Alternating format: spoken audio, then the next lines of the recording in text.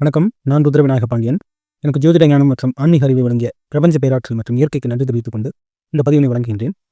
நம்ம ஜோதிடத்தில் சில அடிப்படையான தகவல்களை பார்த்துட்டு வரோம். அதை சார்ந்து இன்னைக்கு மீன லக்னம் தொடர்பாக 9 கிரகம் சார்ந்த தசாபதிகளும் எந்த அளவுக்கு அதோட தசாபதி காலத்தில் நல்ல பலன்களை தரும், அல்லது அதோட தசாபதி காலத்தில் நம்ம ஒரு குறிப்பிட்ட அடிப்படையில் செயல்படும் பட்சத்தில் அதோட பலன்கள் எப்படி இரட்டி பார்க்கும் அப்படிங்கிறத பற்றி பார்க்க போகிறோம். இதுக்கு முன்னாடி மேசம் முதல் கும்பம் வரையிலான 11 லக்னத்துக்கும் அதோடைய தசாபதி காலங்களில் கிரகங்கள் சார்ந்த தசாபதி காலங்களில் எப்படிப்பட்ட பலன்களை தரும் அப்படிங்கிறத பார்த்து தெரிஞ்சிருப்போம். இன்னைக்கு மீன லக்னத்துக்கு பார்த்து தெரிஞ்சுக்கிறோம். பொதுவாக மீன லக்னம்னாலே பார்த்தீங்கன்னா மீன லக்னம் அவர்கள் பார்த்தீங்கன்னா நீர்த்தன்மை பொருந்திய லக்னக்காரர்கள். இவர்கள் பார்த்தீங்கன்னா அர்ப்பணிப்பு குணம் கொண்டவர்கள். இவர்கள் எப்போவுமே பார்த்தீங்கன்னா பிறருக்காகவே வாழ பிறந்தவர்கள்னு சொல்லலாம். இவர்கள் எவ்வளோதான் சேர்த்தாலும் அதை தனக்குன்னு எதையுமே அனுபவிச்சுக்க மாட்டாங்க. மற்றவங்களுக்காக கொடுத்துட்டு போகக்கூடிய ஒரு தன்மை பொருந்தியவர்களாக இருப்பார்கள். இவர்கள் பார்த்தீங்கன்னா எல்லாத்துலேயுமே ஒரு உயர்வான நிலையில் இருக்கணும் அப்படின்னு நினைப்பாங்க. ஒரு பெருந்தன்மை இவர்களுக்கு ரொம்ப ரொம்ப அதிகமாக இருக்கும். இப்போ எவ்வளோதான் இருந்தாலும் பார்த்தீங்கன்னா மற்றவங்களுக்கு செய்கிறதுல தான் இவங்களுக்கு ஒரு திருப்தியும் சந்தோஷமும் கிடைக்கும். இவர்கள் பார்த்தீங்கன்னா எப்போ அதிக கடவுள் நம்பிக்கை பொருந்தியவர்களாக இருப்பார்கள். தன்னை பற்றிய சுய சிந்தனை இவர்களுக்கு அதிகமாக இருந்து கொண்டே இருக்கும். இவர்கள் எல்லாத்துலேயுமே ஒரு உயர்வான நிலையில் இருக்கணும். அதே நேரம் அந்த உயர்வான நிலையை மற்றவங்களுக்காக விட்டுக் கொடுக்கணும் அப்படிங்கிற ஒரு எண்ணம் பொருந்தியவர்களாக இருப்பார்கள். அப்படிப்பட்ட உயர்வான சிறப்பான குணநலன்கள் பொருந்திய மீன லக்னக்காரர்களோட தசாபதி சார்ந்த கிரக அமைப்புகள் எப்படி நல்ல பலன்களை தரும் அப்படிங்கிறத நம்ம பார்த்து தெரிஞ்சுக்கலாம். பொதுவாகவே மீன லக்னத்துக்கு நீங்கள் எப்போவுமே ஒன்று தெரிஞ்சுக்கங்க. மற்றவங்களை உயர்த்தி தன்னை மேம்படுத்திக்கணும் அப்படிங்கிற ஒரு நோக்கத்தோடு செயல்படும் பட்சத்தில் உங்கள் வாழ்க்கை மிக சிறப்பாக அமோகமாக இருக்கும். மற்றவங்களை மேம்படுத்திக்கிட்டே இருங்க. உங்களுக்கான புகழ் மேன்மை தானாக சேரும். உங்களுக்குன்னு நீங்கள் செயல்படும் பட்சத்தில் உங்களுக்கான பலன்கள் சற்று குறைவாக இருக்கும். உங்களுக்கான அடிப்படை தேவைகளை நிறைவேற்றிக் கொள்ளுங்கள். எதுலையும் அதிகப்படியான ஆசைகளும் விருப்பம் இருக்கும் பட்சத்தில் அது உங்களுக்கு பாதகமாக அமைகிறதுக்கான வாய்ப்பு இருக்குது. உங்களோட ஆக்டிவிட்டிஸ் நீங்கள் ரெகுலராக நீங்கள் எப்பவும் பண்ணுற மாதிரி பண்ணிகிட்டே இருங்க. உங்களுக்கான பலன்கள் நிச்சயமாக இறைவன் சிறப்பாக கொடுப்பார். சரிங்க. உங்களுக்கு செவ்வாய் எப்படிப்பட்ட பலன்களை கொடுப்பாரு அப்படின்னு முதல்ல பார்த்துக்கலாம். செவ்வாய் உங்களுக்கு 2ஆம் அதிபதியாக வர்றாரு. அதே போல் அவர் தான் பாக்கியாதிபதியாக வர்றாரு. 2 மற்றும் 9 கூடிய செவ்வாய் எப்படிப்பட்ட பலன்களை உங்களுக்கு கொடுப்பாருன்னா, 2ஆம் இடம்னாலே உங்களுக்கு குடும்பஸ்தானம், பண வரவு, இளமை காலத்தில் கல்வி அமைப்பு நல்லா இருக்கிறதுக்கான வாய்ப்புகள் சிறப்பாக இருக்கும். அதே போல் மொழிப்பற்று அதிகமாக இருக்கும். அந்த காலத்தில் மூத்த தாய்மாமன் வழி சொந்தங்கள் உறவுகளில் ஒரு நல்ல பலன்கள் கிடைப்பதற்கான வாய்ப்புகள் சிறப்பாக இருக்கும்.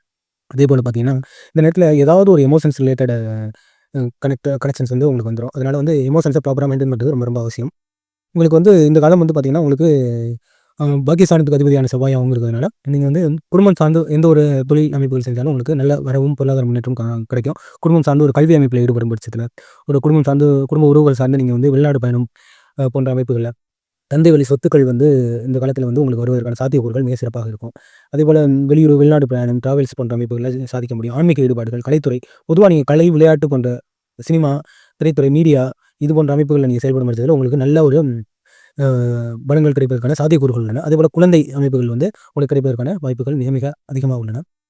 ஆராய்ச்சி குணம் மேலோங்கும். அதே போல் பார்த்தீங்கன்னா நல்ல ஒரு கல்வி நிலையில் பார்த்தீங்கன்னா முன்னேற்றம் கிடைக்கிறதுக்கான வாய்ப்புகள் உள்ளன.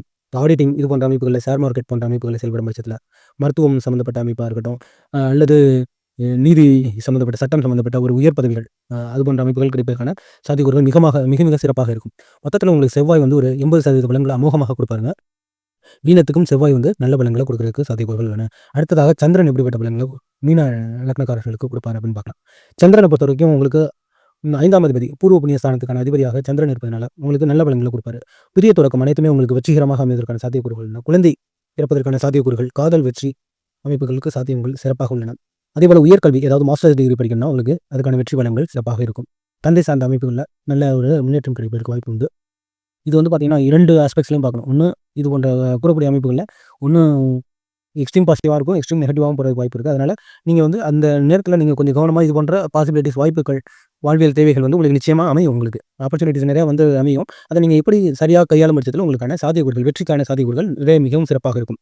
அதேபோல் பார்த்தீங்கன்னா தந்தை சார்ந்த சொத்துக்கள், புதுசாக நீங்கள் தொழில் தொடங்குறதா இருக்கட்டும், டீச்சிங்காக இருக்கட்டும், தொழில்நுட்பமாக இருக்கட்டும், அரசியல், கலை போன்ற ஈடுபாடுகளில் உங்களுக்கு சிறப்பான அதிகாரம் சார்ந்த அமைப்புகளில் மேலோங்கும் பட்சத்தில் உங்களுக்கு நல்ல ஒரு உயர்வான பலன்களை சந்திரன் கொடுப்பார். மொத்தத்தில் சந்திரன் மீனத்துக்கு மிக மிக அருமையாக ஒரு 70-75% பலன்களை மிக சிறப்பாக கொடுப்பார் என்பதில் எந்த ஐயப்பாடும் இல்லை. அடுத்ததாக சூரியன் உங்களுக்கு எப்படிப்பட்ட பலன்களை கொடுப்பாரு? மீனத்துக்கு சூரியன் அவர் 6ஆம் அதிபதியாக வருகின்றார். 6ஆம் அதிபதினாலே உங்களுக்கு தெரியும் வேலை வாய்ப்பை கொடுப்பாரு. வேலையில் உயர் பதவிகளை கொடுக்கறதுக்கு வாய்ப்பு உண்டு. சட்டம் சம்பந்தப்பட்ட கல்வி அமைப்புகளில் சிறப்பாக செயல்பட முடியும். அதேபோல கெமிக்கல்ஸ், ரசாயனம் சம்மந்தப்பட்ட தொழில் அமைப்புகள், விவசாயம் சம்மந்தப்பட்ட ஈடுபாடுகள் வந்து உங்களுக்கு நல்ல சிறப்பான யோக பலன்களை கொடுக்குங்க. அதேபோல உங்களுக்கு கடன், வம்பு, நோய், வழக்கு இது போன்ற பிரச்சனைகளையும் ஈடுபடுத்துவதன் காரணமாக நீங்கள் வந்து இந்த காலகட்டத்தில கொஞ்சம் சரியான ஒரு அமைப்பில செயல்படும் பட்சத்தில உங்களுக்கு நல்ல ஒரு அமோக பலன்கள் கிடைக்கும். இல்லையே தாய்மாமன் முறை, அத்தை முறை இது போன்ற அமைப்புகள்ல உங்களுக்கு பலன் கிடைப்பதற்கு வாய்ப்புகளும் உள்ளன. அதேபோல உள்ள வயிறு, கல்லீரல், குடல் சம்மந்தப்பட்ட பொதுவா வந்து வயிறு, அப்டமன் இந்த பகுதியெல்லாம் கொஞ்சம் சிறப்பாக நீட்டா நீங்க மெயின்டெயின் பண்ணிக்கணும். கொஞ்சம் கிளீனா சரியான உணவு பழக்கவழக்கங்களை மேம்படுத்திக்கணும். சூரியனாலே நான் முன்னாடி சொன்ன மாரி ருத்ராட்ச மான்கள் அணிஞ்சுக்கலாம். காப்பர் போன்ற மெட்டீரியல்ஸை வந்து நீங்க யூஸ் பண்ணிக்கலாம். சூரிய நமஸ்காரம் போன்ற செயல்பாடுகள் உங்களுக்கு நல்ல பலன்களை கொடுக்கும். மொத்தத்தில வந்து 65% பலன்களை சிறப்பாக மீன லக்னத்துக்கு சூரியன் கொடுத்துவிட்டு செல்வார். அடுத்ததாக உங்களுக்கு வந்து சுக்கிரன் வந்து எப்படிப்பட்ட பலன்களை கொடுப்பாரு அப்படின்னு நம்ம பார்த்து தெரிஞ்சுக்கிறோம். சுக்கிரனை பொறுத்தவரைக்கும் உங்களுக்கு அவர் வந்து 3ஆம் அதிபதியாகவும் வர்றாரு. அதேபோல 8ஆம் அஷ்டமாதிபதியாகவும் வர்றாரு. அதனால மீன லக்னத்துக்கு சுக்கிரன் கொஞ்சம் கவனமாக செயல்பட வேண்டிய காலகட்டமாக இருக்கும். 3ஆம் அதிபதியா இருக்கிறதுனால நீங்க ஐடி ரிலேட்டடா இருக்கட்டும், இளைய சகோதரர் அமைப்புல உங்களுக்கு ஏதேனும் நல்ல பலன்கள் கிடைப்பதற்கு, சுயதொழில், சிறு தொழில் அமைப்புகள் இருக்கட்டும், டிரைவிங் போன்ற அமைப்புகள்லாம், பயணம் போன்ற அமைப்புகள்லாம் உங்களுக்கு நல்ல ஒரு வெற்றிகரமான வாய்ப்புகள் கிடைப்பதற்கு வாய்ப்பு உள்ளன. சட்டம், காவல், பாதுகாப்பு ஏன்னா அவர் 8ஆம் அதிபதியாக இருக்கிறதுனால சட்டம், காவல், பாதுகாப்பு இது போன்ற அமைப்புகள்ல நீங்க வந்து சாதிக்கிறதுக்கான சாத்தியக்கூறுகள், மாமனார் போன்ற அமைப்புகள்ல உங்களுக்கு வெற்றிகரமான வாய்ப்புகள் கிடைப்பதற்கு வாய்ப்பு உள்ளன. இந்த நேரத்தில கொஞ்சம் இடமாற்றம், பயணம் போன்ற அமைப்புகள் உங்களுக்கு வருவதற்கான சாத்தியக்கூறுகள் உள்ளன.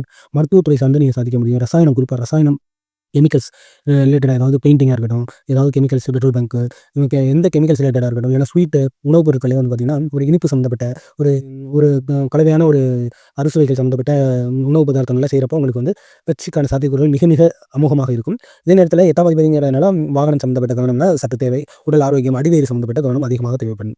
மொத்தத்தில உங்களுக்கு சுக்கிரன் வந்து நிச்சயமாக ஒரு 65% பலன்களை சிறப்பாக வாரி வழங்கிவிட்டு செல்வார். அடுத்ததாக உங்களுக்கு வந்து புதன் எப்படிப்பட்ட பலன்களை தருவார் அப்படின்னு பார்க்கலாம். மீனத்துக்கு பொறுத்தவரைக்கும் புதன் வந்து 4ஆம் அதிபதியாகவும் வர்றாரு, 7ஆம் அதிபதியாகவும் வர்றாரு. தாய் மற்றும் மனைவி சார்ந்த ஒரு புரிதல் வந்து இந்த காலகட்டத்தில அவசியமா இருக்கும்.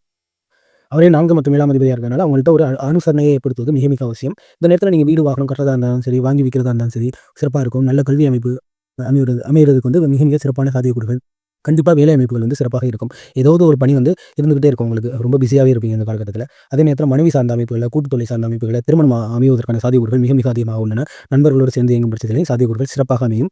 நீங்க வந்து இந்த நேரத்தில வந்து உங்களுக்கு வந்து அரசியல் சார்ந்த ஈடுபாடுகள் வந்து சிறப்பாக இருக்கும். அதேபோல பார்த்தீங்கன்னா, கலைத்துறை சார்ந்த ஈடுபாடுகளா இருக்கட்டும், மாடலிங் போன்ற அமைப்புகளா இருக்கட்டும், மத்திய அரசு சார்ந்த பணிகளா இருக்கட்டும், இதெல்லாம் வந்து உங்களுக்கு சிறப்பாக அமையும். அதேபோல நீங்க ஒரு சமூக ஆலோசகர் மாரி செயல்பட முடியும். சமூக சீர்திருத்த பணிகள், சட்ட ஆலோசகர் போன்ற அமைப்புகள்லாம் உங்களுக்கு வந்து மிக மிக சிறப்பான பலன்கள் கொடுக்கும். ரிப்பேர் அண்ட் மெயின்டனன்ஸ் இது போன்ற அமைப்புகளும் உங்களுக்கு நல்ல அமோகமான, யோகமான பலன்களை கொடுப்பதற்கான வாய்ப்புகள் உள்ளன. மொத்தத்தில உங்களுக்கு புதன் வந்து நிச்சயமாக ஒரு 70, 75% பலன்களை அமோகமாக வாரி வழங்குவார். அடுத்ததாக வந்து பார்த்தீங்கன்னா, உங்களுக்கு குரு எப்படிப்பட்ட பலன்களை கொடுப்பாரு அப்படின்னா, குரு வந்து உங்களுக்கு லக்னாதிபதியாவும் இருக்காரு. அவரே 10ஆம் அதிபதியாவும் இருக்கிறதுனால நிச்சயமாக ஒரு நல்ல பலன்களை தான் கொடுப்பாரு. உங்களுக்கு தொழில், ஜீவனம், கர்மா போன்ற அதாவது பல நாள் உங்களுக்கு வந்து கிடைக்காம இருந்த பலன்கள்லாம் அந்த காலகட்டத்தில கிடைக்கிறதுக்கான சாத்தியக்கூறுகளை ஏற்படுத்துவார். அதேபோல அரசியல், அரசு வேலை தொடர்பான ஒரு மக்கள் எப்பவுமே பிஸியா இருப்பீங்க. எப்பவுமே உங்களுக்கு சுத்தி வந்து ஒரு 20, 30 பேர் இருக்கக்கூடிய அமைப்பை ஏற்படுத்தும். ஒரு புகழ், கௌரவம் இது போன்ற அமைப்புகளை வாய்ப்புகளை ஏற்படுத்திக் கொடுப்பதற்கான வாய்ப்புகள் உள்ளன. மாமியார் போன்ற அமைப்புகள்ல பிரச்சனைகளை களைவதற்கும் அவர்கள் ஈடுபடுவார். மொத்தத்தில வந்து உங்களுக்கு புற உடல் ஆரோக்கியம், ஏதாவது உடல் சார்ந்த ஸ்கின் அலர்ஜி, தலையில சம்மந்தப்பட்ட ஏதாவது பிரச்சனைகள்லாம் இருந்தா கூட அதை சரி செய்வதற்கான உங்களுக்கான பிரச்சனைகள் உங்களுக்குன்னு ஒரு கெட்ட பேர் வந்திருக்கும். அதெல்லாம் வந்து சீர்படுத்தி, சரிப்படுத்தி உங்கள வந்து மேம்படுவதற்கான வழிவகைகளை இந்த குரு சிறப்பாக செய்து கொடுப்பார். மொத்தத்தில வந்து 70% பலன்களை 75% பலன்களை குரு வாரி வழங்குவார். உங்களுக்கு அமோகமான பலன்களை மீன லக்னத்துக்கு குரு நிச்சயமா கொடுப்பாருங்க. குரு பொறுத்தவரைக்கும் நீங்க ஆன்மீக சம்மந்தப்பட்ட செயல்பாடுகள், பொதுவாக பொதுத்துறை சார்ந்த ஆன்மீக சம்மந்தப்பட்ட அர்ப்பணிப்பு சார்ந்த எந்த ஒரு துறையிலும் உங்களுக்கு சாத்தியக்கூறுகள் சிறப்பாக உண்டு. குருங்கிறதுனால பேங்கிங்கா இருக்கட்டும், ஷேர் மார்க்கெட், வர்த்தகம் அது போன்ற அமைப்புகளில் நீங்க சிறப்பாக செயல்பட்டு வெற்றி பெற முடியும். அடுத்ததாக வந்து பார்த்தீங்கன்னா, உங்களுக்கு சனி எப்படிப்பட்ட பலன்களை கொடுப்பாரு அப்படின்னு பார்த்தீங்கன்னா, சனி வந்து உங்களுக்கு வந்து 11ஆம் அதிபதியா இருக்காரு. நிச்சயமாக சனி வந்து உங்களுக்கு மிக மிக சிறப்பான அமோகமான பலன்களை கொடுப்பாருங்க. அவர் தான் 11ஆம் அதிபதியும் மற்றும் அவரே வந்து பார்த்தீங்கன்னா 12ஆம் அதிபதியாவும் இருக்காரு. அதனால 11ஆம் இடத்திற்கான பலன்களை மிக சிறப்பாக செய்வாருங்க. முதல்ல வந்து பார்த்தீங்கன்னா, உங்களுக்கு நல்ல உயர் ரக கல்வி அமைப்பை கொடுக்கிறதா இருக்கட்டும், அதேபோல ஆராய்ச்சி கல்வியா இருக்கட்டும், நீங்க வந்து வெளிநாடு போன்ற அமைப்புகளில் சிறந்து விளங்குறதுக்கு அவர் உதவிகரமா இருப்பாரு. நீங்க வந்து ஏதாவது ட்ரஸ்ட், ஆர்கனைசேஷன்ஸ் இது மாரி போன்ற அமைப்புகள்ல வந்து ஈடுபட்டு செயல்படும் பட்சத்தில ஒரு நிதி நிறுவனம் மாரி செயல்படும் பட்சத்தில உங்களுக்கு நல்ல அமோக பலன்களை கொடுப்பாரு. அதேபோல பார்த்தீங்கன்னா, உங்களுக்கு மூத்த சகோதர, சகோதரி வகையில, அத்தை, சித்தப்பா வகையில வந்து ஏதேனும் உதவிகள் தேவைப்பட்டா நிச்சயமா அவர் கொடுக்கிறதுக்கான வாய்ப்புகள் உண்டு. அது உயர்ந்த லட்சியம், இலக்குகளை வைத்து செயல்படும் பட்சத்திலயும், நெருங்கிய நண்பர்கள், உறவுகள் மேம்படும் பட்சத்திலயும், உங்களுக்கு சுற்றுலா, உயர் வணிகம் போன்ற அமைப்புகள்லாம் செயல்படும் பட்சத்தில அவரு நல்ல அமோகமான பலன்கள். நீங்க இந்த கோல்டு, டைமண்ட் இது மாரி பண்ற தங்கம் இது போன்ற உயர் ஆடம்பர பொருட்கள வந்து வாங்கி சேல்ஸ் பண்றப்ப உங்களுக்கு நல்ல பலன்கள நிச்சயமாக கொடுப்பாருங்க. மொத்தத்தில உங்களுக்கு வந்து சனி வந்து 11 மற்றும் 12ஆம் அதிபதியா இருக்கிறதுனால, சில விரை அமைப்புகள பிற்காலத்தில கொடுத்தாலும் பார்த்தீங்கன்னா, அது சுபவிரயமா நீங்க பண்ணும் பட்சத்தில உங்களுக்கு நிச்சயமாக ஒரு 80% பலன்கள அமோகமாக கொடுத்துவிட்டு செல்வார். அடுத்ததாக ராகு, கேது எப்படிப்பட்ட பலன்கள கொடுப்பாங்க அப்படின்னு பார்த்தோம்னா, ராகு, கேது வந்து பொதுவா வந்து உங்களுக்கு வந்து அவ்வளோ பெரிய தீங்கு பண்ண மாட்டாங்க. ராகு கொஞ்சம் தீமைகள் பண்ணணும்னு நினைச்சா கூட, கேது நிச்சயமாக உங்களுக்கு வந்து மீனத்துக்கு தீமை செய்ய மாட்டார். அதனால உங்களுக்கு இதே தான் சனியும் ராகுவும் கிட்டத்தட்ட ஆல்மோஸ்ட் அவங்க பண்ணக்கூடிய வேலைகளை இவங்களும் சேர்ந்து பண்ணுற மாதிரி தான். நிச்சயமா நீங்கள் ராகு கேதுன்னு வந்துட்டாலே நீங்கள் வந்து இந்த வாழ்வியல்லேருந்து கொஞ்சம் டிஃப்ரெண்ட்டான ஆட்டிட்யூட் வந்து உங்களுக்கு வந்துடணும்.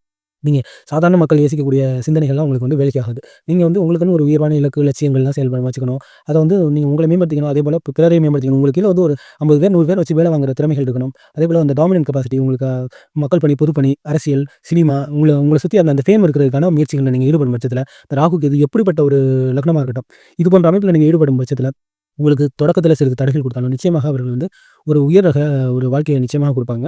அதே நேரம் அவங்க திருப்பி வாங்க பார்ப்பாங்க. அந்த நேரத்தில நீங்க கொஞ்சம் சாதுரியமா செயல்படும் பட்சத்தில உங்களுக்கு நிச்சயமாக அவர்கள் நல்ல பலன்கள குடுப்பாங்க. ராகு, கேதுனாலே நீங்க வந்து விநாயகர், துர்க்கை அம்மன் போன்ற கடவுள்களை வழிபடலாம்.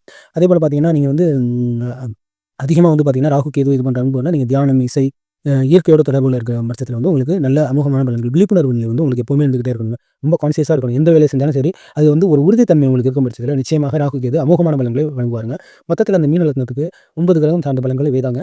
அ மொத்தத்தில வந்து மீன லக்னம் நான் சொன்ன மாரி உங்களுக்கு நீங்க வந்து ஒரு உயர்வான சிந்தனை, தாட் ப்ராசஸிங் வந்து ரொம்ப ஹை லெவல்ல வச்சுக்கோங்க. நெறைய பேருக்கு உதவணும் அப்படிங்கிற மனப்பான்மை வச்சுக்கங்க. உங்கள மட்டுமே சிந்திக்காம, இந்த உலகத்த பாருங்க. மத்தவங்கள எல்லாம் மேம்படுத்துறதுக்கு நம்மளால என்ன பண்ண முடியும் அப்படிங்கிற ஒரு சிந்தனை இருந்தாலே, நிச்சயமா மீன லக்னம் வாழ்க்கையில சாதிச்சுருவாங்க.